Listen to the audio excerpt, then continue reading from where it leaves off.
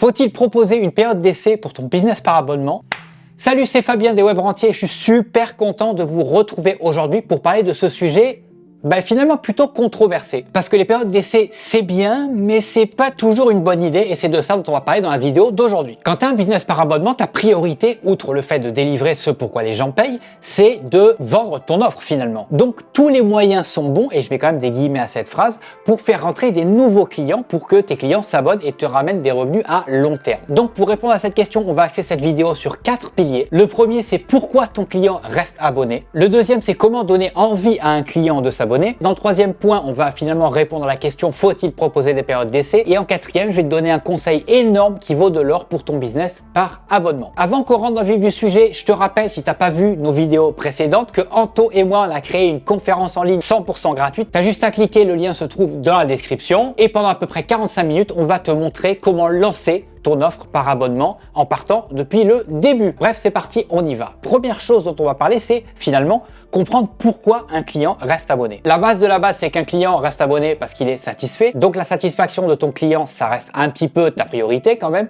C'est évident ce que je te dis, mais c'est bien de le rappeler. Un client va aussi rester abonné à ton offre pour une raison qui est très simple. Il estime que le prix qu'il paye est inférieur à ce que ça lui apporte. Ton client sera prêt à payer n'importe quel prix, entre guillemets là aussi, si ça en vaut la peine, si ce que tu lui apportes vaut la peine de payer ce prix-là. L'histoire de la valeur perçue comparée au prix où tu vends ton offre, peu importe ce que tu fais finalement, si tu vends des formations, si tu vends du coaching, si tu es thérapeute, n'importe quoi, ça restera toujours un petit peu la même mécanique. Et là, dans les business par abonnement, c'est la même chose encore une fois.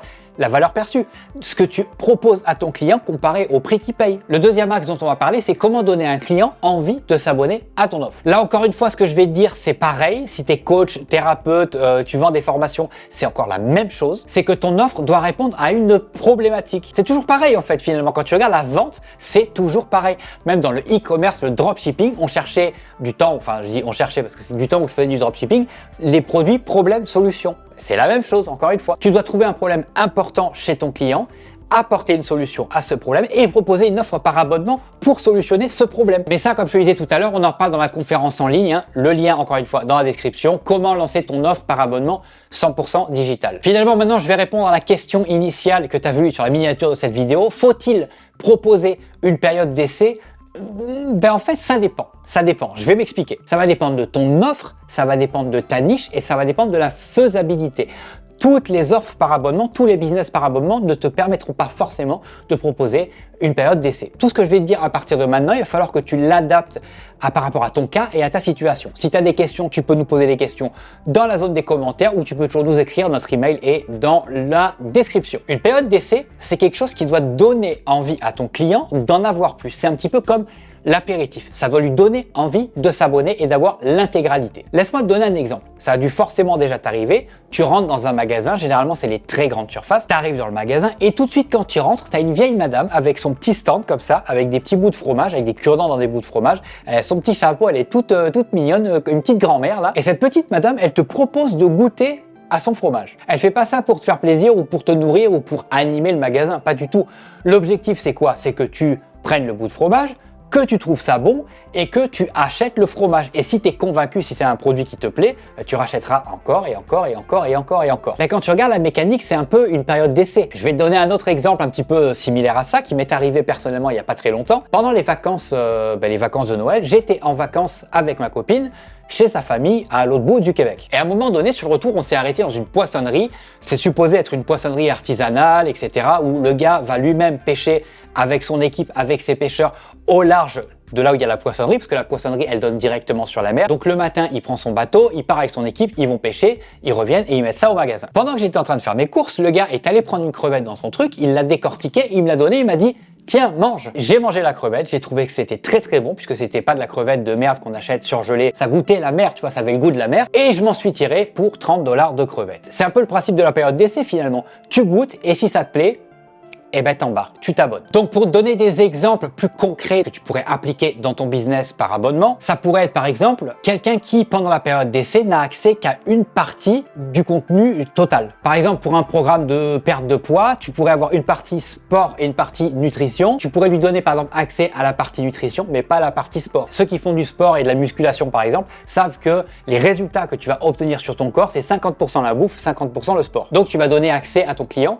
que à une partie du contenu. S'il veut le reste, il faut qu'il s'abonne. Par exemple, si ton business c'est le dressage de chiens, tu peux donner à tes clients pendant la période d'essai toute une partie sur la psychologie des chiens, mais la partie pratique, donc les exercices à faire chaque jour ou chaque semaine, il faut qu'ils s'abonnent pour les avoir. Ça par exemple, c'est une très bonne manière de faire s'abonner des clients en partant d'une période d'essai. Un autre truc qui se fait beaucoup, par exemple dans les logiciels, System.io font ça très bien, c'est un logiciel qui est gratuit, mais il est limité, c'est-à-dire que tu peux créer genre une ou deux pages de vente ou un truc comme ça, mais à partir du moment où tu vas vouloir en créer une autre, ou à partir du moment où tu vas vouloir mettre plus de 2 formations, c'est quelque chose comme ça, je ne me rappelle plus exactement, mais à partir du moment où tu vas vouloir aller plus loin, il va falloir que tu t'abonnes. Et là où c'est intelligent System.io, c'est que vu que c'est des systèmes qui sont assez complexes à mettre en place, une fois que tu es abonné, tu n'as pas envie de sortir parce que faut tout refaire sur un autre logiciel, c'est compliqué. Ça, c'est un très bon business model. Bref, et je vais conclure sur le conseil dont je te parlais au début de la vidéo, un conseil qui vaut de l'or, c'est ne perds pas ton temps avec les profiteurs. Il y a toujours des gens qui vont vouloir juste avoir la période d'essai